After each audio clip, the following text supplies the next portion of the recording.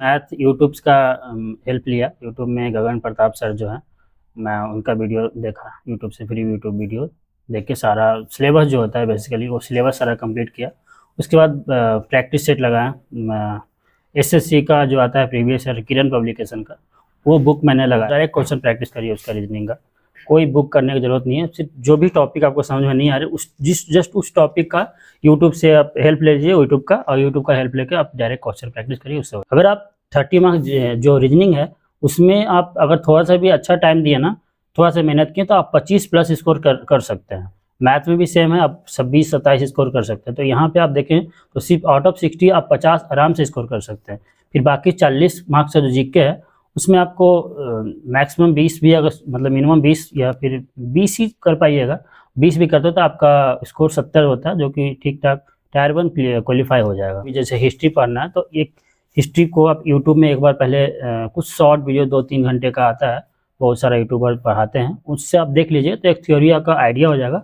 उसके बाद बुक से आप पढ़िएगा लाइन टू लाइन, उसका थोड़ी सी आप नोट्स बनाइए, नोट्स बना लीजिए, फिर आप नोट्स से पढ़िए। अगर आपने हिस्ट्री का एक टॉपिक पढ़े तो जो सब टॉपिक चैप्टर पढ़े हैं उस चैप्टर का तुरंत बाद आप क्या करिए, उसका ऑब्जेक्टिव लगाना शुरू करिए। प्रीवियस ईयर का ऑब्जेक्टिव लगा लीजिए उसका। एग्जाम को क्रैक करने में प्रीवियस ईयर क्वेश्चन का क्या रोल है? बहुत ज़्यादा रोल है, बहुत ही अच्छा रोल है, क्योंकि आपको उससे ही पता चलता है कि किस टाइप का क्वेश्चन पूछा जा रहा है। क्योंकि आप पढ़ने का तो बहुत कुछ पढ़ लिए, लेकिन आपको आइडिया नहीं है कि किस तरह से क्वेश्चन पूछा रहा है। जब आप प्रीवियस ईयर लगाइएगा तो आपको पता चलेगा कि हमारी तैयारी कितनी है और किस टाइप का क्वेश्चन पूछा जा रहा है, किस टाइप से हम कहाँ पे हम रॉन्ग कर रहे हैं, मेरा स्पीड क्या है, ये सब आपको उससे पता चलेगा। मॉक टेस्ट मैंने लगाया था, टेक्स्ट बुक का एक आता है application mock test, textbook का मॉक टेस्ट मैंने खरीदा था। एनफ तो नहीं बोलूँगा, लेकिन फिर भी सफिशिएंट टाइम है, आप कर सकते हैं। अगर आप मिनिमम आपको डेली 8 घंटे का स्टडी बनाते हैं कि 8 घंटे आपको स्टडी करना है एकदम पूरी डेडिकेशन के साथ, तो क्रैक कर सकते हैं। अभी मैं ट्रेन मैनेजर पे हूँ, तो मेरा जो मिनिमम सैलरी आएगा जो आ रहा है वो 70 प्लस है, 70,000 प्लस है। एक अच्छी सैलरी है। अगर आप इस पोस्ट पे आते हैं तो अच्छी खासी आपको फाइनेंशियल फ्रीडम मिल सकता है, क्योंकि अच्छी सैलरी है इसमें, अच्छा लाइफ स्टाइल मिल जाएगा, क्योंकि पैसा से ही लाइफ स्टाइल चेंज हो सकता है। फ्रेंड्स, जैसा कि आप सभी लोग आरआरबी, एनटीपीसी और रेलवे ग्रुप डी एग्जाम की तैयारी कर रहे हैं, एक और वैकेंसी देखने को मिल रही है रेलवे की तरफ से, आपका dedicated freight corridor corporation of India limited की। इसकी एडवर्टाइजमेंट नंबर है 01/DR/2025। इसका जो आपका फॉर्म फिलअप का डेट है वो 18 जनवरी से शुरू हो जाएगा और लास्ट डेट है 16 फरवरी। और पार्ट 1 का जो सिलेबस है वो सेम आरआरबी, एनटीपीसी और ग्रुप डी के सिलेबस से मैच करता है। तो आप मैथ्स के लिए किरण पब्लिकेशन की बुक ले सकते हैं, इससे आपका RRB, NTPC, railway group D और साथ ही ये जो DFCCIL का आया है फॉर्म, इसको भी आप तैयारी कर सकते हैं। साथ ही रीजनिंग के लिए भी ये किरण पब्लिकेशन की काफी शानदार बुक है, पूरा TCS पैटर्न पर आधारित है और आपका एक भी सवाल इससे छूटेगा नहीं। काफी बढ़िया आपका प्रैक्टिस इससे हो जाएगा, चैप्टर वाइज और टाइप वाइज। इसी प्रकार से आप जनरल साइंस और आपका जीएस का तैयारी करना चाहते हैं, जीके जीएस का, उसके लिए शानदार किताब है किरण पब्लिकेशन की तरफ से, पूरा TCS पैटर्न पर आधारित है। उसी प्रकार से अगर आप ऑनलाइन अप्रोच में कंफर्टेबल हैं तो उसके लिए ये किताब है, ये भी काफी बेहतरीन बुक है, इसे भी आप ले सकते हैं, पूरा NCERT का नवीनतम पैटर्न पर आधारित है। और इन सभी बुक्स का लिंक मैं डिस्क्रिप्शन में डाल दे रहा हूँ, आप वहां से क्लिक करके इन बुक्स को परचेज कर सकते हैं। नमस्कार दोस्तों, आप सभी का डोमिनेंट कंप्यूटर में स्वागत है। दोस्तों, आज के वीडियो में हमारे साथ है आकाश जी, जो कि ट्रेन मैनेजर में सिलेक्टेड है। तो ये वीडियो आप लोगों के लिए काफी यूजफुल होने वाला है। इनसे जानेंगे कि इनकी क्या स्ट्रेटेजी थी एग्जाम को क्रैक करने के लिए। एनटीपीसी के एग्जाम होने वाले हैं अभी, तो चलिए इनसे सबसे पहले जानते हैं। सबसे पहले अपने बारे में बताइए। सबसे पहले नमस्कार, मेरा नाम आकाश कुमार हुआ, मैं अभी कोलकाता से हूँ और आरआरबी कोलकाता के थ्रू मेरा सिलेक्शन हुआ है as a train manager post पे। सबसे पहले आप बताइए कि आपका रेलवे के प्रति रुझान कहाँ से आया, आपने रेलवे को कब चुना? रेलवे को जब कॉलेज मेरा ख़त्म हुआ 2016 में, उसके बाद मुझे गवर्नमेंट जॉब में ही जाना था। तो 2019 का एनटीपीसी पहला बार मैंने एग्ज़ाम को मतलब फिल किया फॉर्म, और उसके बाद आपको पता होगा कोरोना में लॉकडाउन आया, कोरोना की वजह से फिर एग्ज़ाम डिले हुआ, फिर जाके टायर 1 एग्ज़ाम 2021 में शायद मेरा हुआ, और उसके बाद 2022 में जाके टायर 2 एग्ज़ाम हुआ।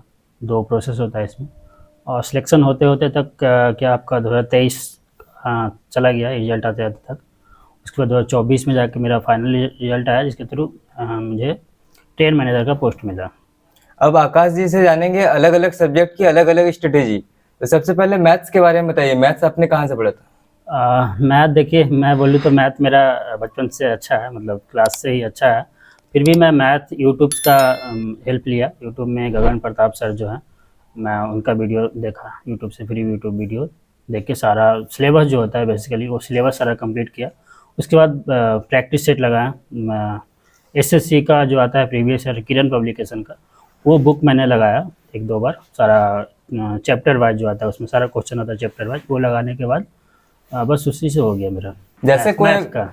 जैसे अभी कोई न्यू बच्चे हैं तो उनको आप कौन सा बुक सजेस्ट करना चाहेंगे बेसिक के लिए? बेसिक के लिए मैं तो बोलूँगा कोई भी बुक थ्योरी के लिए बेसिक मैं यूट्यूब का हेल्प लिया। अब मैं यही बोलूँगा कि आप यूट्यूब से किसी भी एक अच्छे टीचर जैसे गगन प्रताप सर हुए, बहुत अच्छा पढ़ाते हैं, आप उनसे पूरा सिलेबस कंप्लीट कर सकते हैं। थ्योरी पोर्शन एक बार कंप्लीट करने के बाद आप किसी भी एक प्रीवियस ईयर, जैसे आपका क्रेन पब्लिकेशन का बहुत अच्छा बुक आती है, उसमें क्या है कि आपको हर चैप्टर वाइज मैथ का पूरा सिलेबस चैप्टर वाइज उसके क्या हिसाब फॉर्म में क्वेश्चन दिया रहता है, आप उससे प्रैक्टिस कर लीजिए और उसका सॉल्यूशन भी काफ़ी शॉर्ट ट्रिक में दिया रहता है, उससे आपका प्रैक्टिस हो जाएगा। मैथ में ट्रिक का कोई रोल है क्या?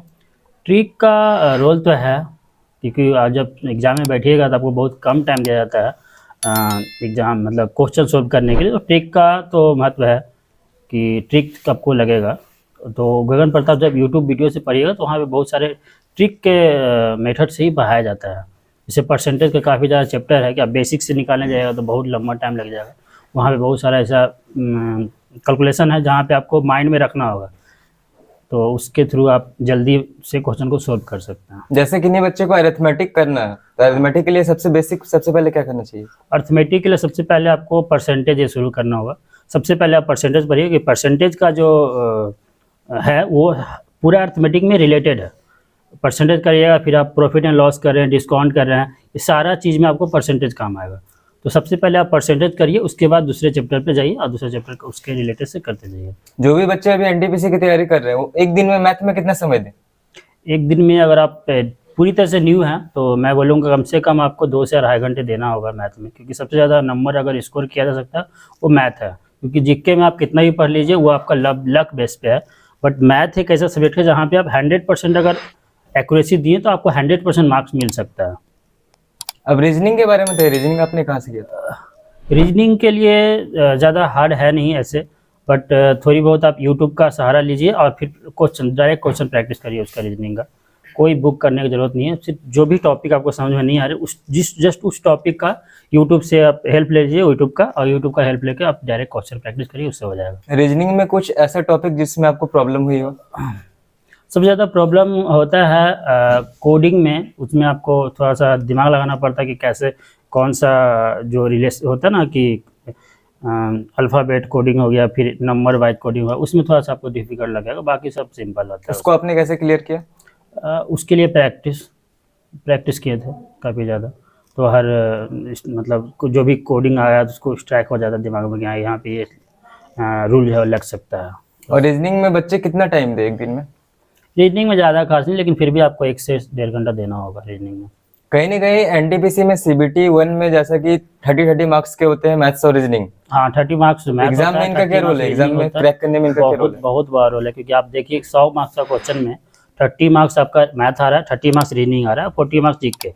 अगर आप 30 मार्क्स जो रीजनिंग है उसमें आप अगर थोड़ा सा भी अच्छा टाइम दिए ना, थोड़ा सा मेहनत किए, तो आप 25+ स्कोर कर सकते हैं। मैथ में भी सेम है, आप 26-27 स्कोर कर सकते हैं। तो यहाँ पे आप देखें तो सिर्फ आउट ऑफ 60 आप 50 आराम से स्कोर कर सकते हैं। फिर बाकी 40 मार्क्स का जो जीके है उसमें आपको मैक्सिमम 20 भी, अगर मतलब मिनिमम 20 या फिर 20 ही कर पाइएगा, 20 भी करते हो तो आपका स्कोर 70 होता है, जो कि ठीक ठाक टायर 1 क्वालिफाई हो जाएगा। जैसा CBT 1 में 60 मार्क्स के मैथ और रीजनिंग है, तो क्या इस बार सेफ स्कोर होने वाला है उसमें? उसमें सेफ स्कोर 50+, उससे नीचे में कोई गुंजाइश नहीं है आपका। अब GS के बारे में बताइए, GS आपने कहाँ से किया था? GS तो बेसिक मैं लूसेंट पढ़ा, 2-3-4 बार मैंने लूसेंट को रिवाइज किया, पढ़ा, क्योंकि उसमें अच्छा सिलेबस दिया हुआ है, पॉलिटिक्स बहुत अच्छा दिया हुआ है, हिस्ट्री दिया हुआ है, जनरल साइंस भी उसमें अच्छा दिया हुआ, पूरा एक कंपाइल है, वो बुक पढ़ लीजिएगा तो हो जाएगा उससे। लूसेंट को पढ़ने का तरीका बताइए, क्योंकि बहुत सारे बच्चे बोलते हैं कि बोरिंग लगता है, उसमें एक भी फिगर नहीं रहता बुक में। फिगर तो नहीं है, बोरिंग तो लगेगा स्टार्टिंग में, क्योंकि जीके अगर आप उस बैकग्राउंड से नहीं है, हिस्ट्री वगैरह आप नहीं पढ़े हैं कभी, तो बोरिंग तो लगेगा, बट आपको पढ़ना तो है ही। एक बार में कोई चीज़ समझ में नहीं आएगा, आपको 1, 2, 3 बार पढ़िएगा ना, तब चौथी बार जब पढ़िएगा तो आपको इंटरेस्ट आ जाएगा। ठीक है, कभी आप पढ़े नहीं है तो उसमें इंटरेस्ट नहीं आएगा।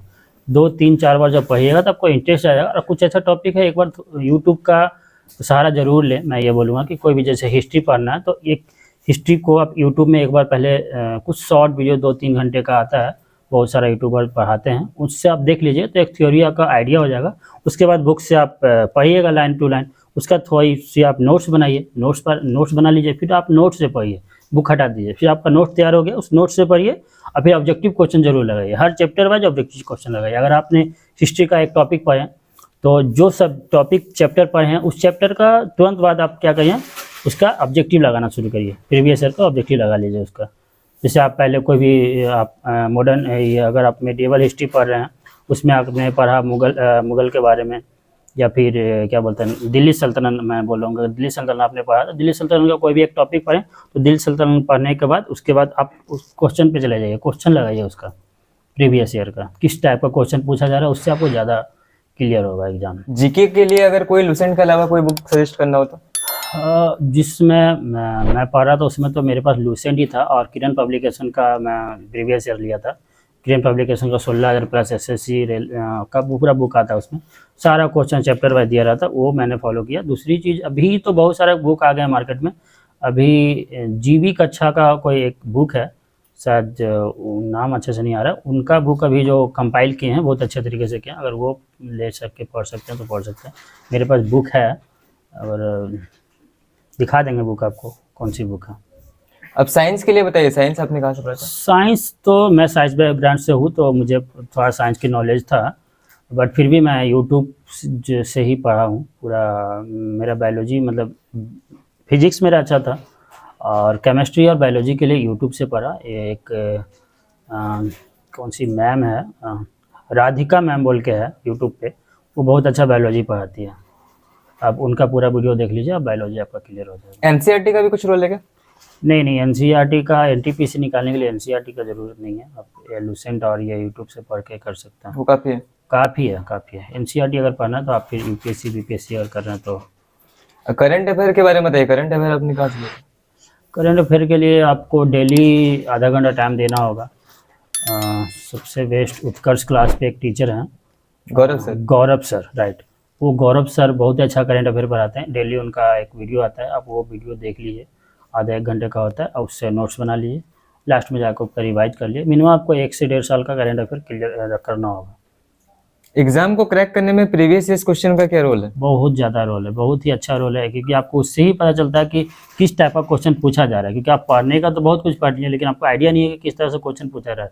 जब आप प्रीवियस ईयर लगाइएगा तो आपको पता चलेगा कि हमारी तैयारी कितनी है, और किस टाइप का क्वेश्चन पूछा जा रहा है, किस टाइप से हम कहाँ पे हम रॉन्ग कर रहे हैं, मेरा स्पीड क्या है, ये सब आपको उससे पता चलेगा।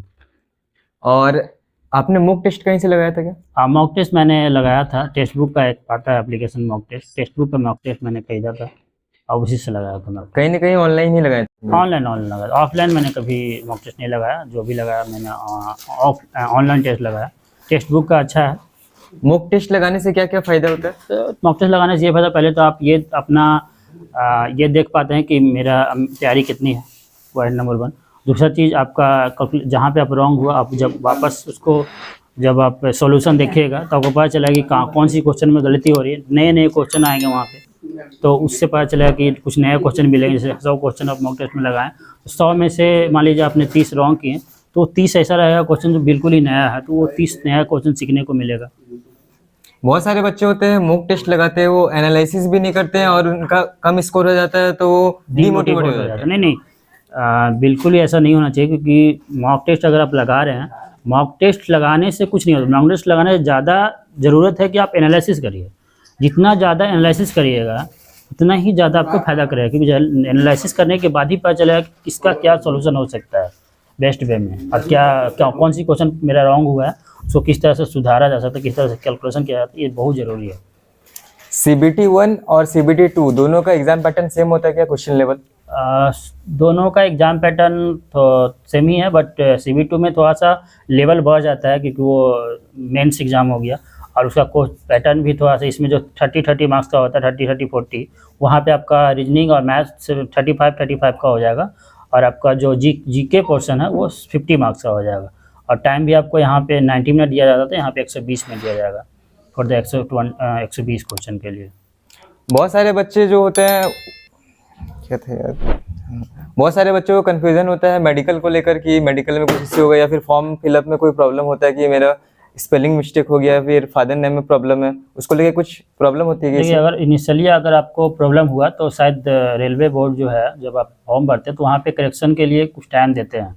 एक नोटिस आता है कि किसी का भी फॉर्म में कोई गलती हुआ है तो आप इस डेट तक पे करेक्शन कर सकते हैं। अगर आप करेक्शन नहीं भी करते हैं तो फिर वहाँ जब आपका डीबी होगा तो वहाँ पे आपको कुछ शो करना होगा, कोई डॉक्यूमेंट्स उसके आधार पे शो करना होगा। अभी जितना टाइम एनटीपीसी के लिए बचा हुआ है उसमें बच्चे लगभग 3 महीने बचे हुए हैं, तो उतने में बच्चे क्रैक कर सकते हैं एग्जाम? मेहनत करेंगे तो ज़रूर कर सकते हैं। 3 महीना है टाइम, तो एनफ तो नहीं बोलूँगा, लेकिन फिर भी सफिशिएंट टाइम है, आप कर सकते हैं। अगर आप मिनिमम आपको डेली 8 घंटे का स्टडी बनाते हैं कि 8 घंटे आपको स्टडी करना है एकदम पूरी डेडिकेशन के साथ, तो क्रैक कर सकते हैं। बहुत सारे बच्चे अभी एग्जाम फॉर्म फिलअप कर दिए हैं लेकिन अभी भी सीरियस नहीं हुए एग्जाम को लेकर, और वो इंस्टाग्राम फेसबुक वगैरह में बिजी रहते हैं, तो उनको एक मोटिवेशन के लिए बता दीजिए उनको अभी से क्या करना चाहिए, कैसे एग्जाम को क्रैक करें?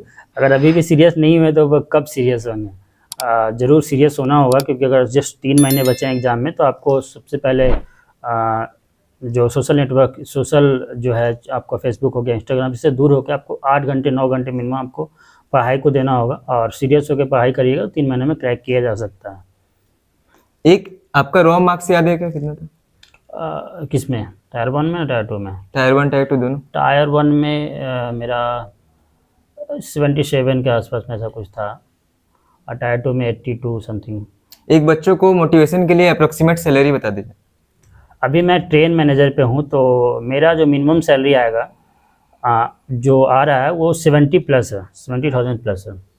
एक अच्छी सैलरी है। अगर आप इस पोस्ट पे आते हैं तो अच्छी खासी आपको फाइनेंशियल फ्रीडम मिल सकता है, क्योंकि अच्छी सैलरी है इसमें, अच्छा लाइफ स्टाइल मिल जाएगा, क्योंकि पैसा से ही लाइफ स्टाइल चेंज हो सकता है। तो दोस्तों, आपने आकाश जी का इंटरव्यू देखा जो कि ट्रेन मैनेजर में सिलेक्टेड है। आई होप आप लोगों को इस वीडियो में काफी कुछ सीखने को मिला होगा इनसे, क्योंकि एक सिलेक्टेड कैंडिडेट से जानना स्ट्रेटेजी काफी फायदेमंद होता है। तो इस वीडियो को मैं यहीं पे एंड करना चाहूंगा। आकाश जी का बहुत बहुत धन्यवाद चैनल में समय देने के लिए। Thank you. और सभी बच्चे जो भी चैनल पे न्यू आए हैं वो चैनल को सब्सक्राइब कर दिएगा, ताकि आप लोग इसी तरह की वीडियो मिलती रहे, ताकि आप लोगों को एग्जाम को क्रैक करने में सब आसानी हो। धन्यवाद। Thank you.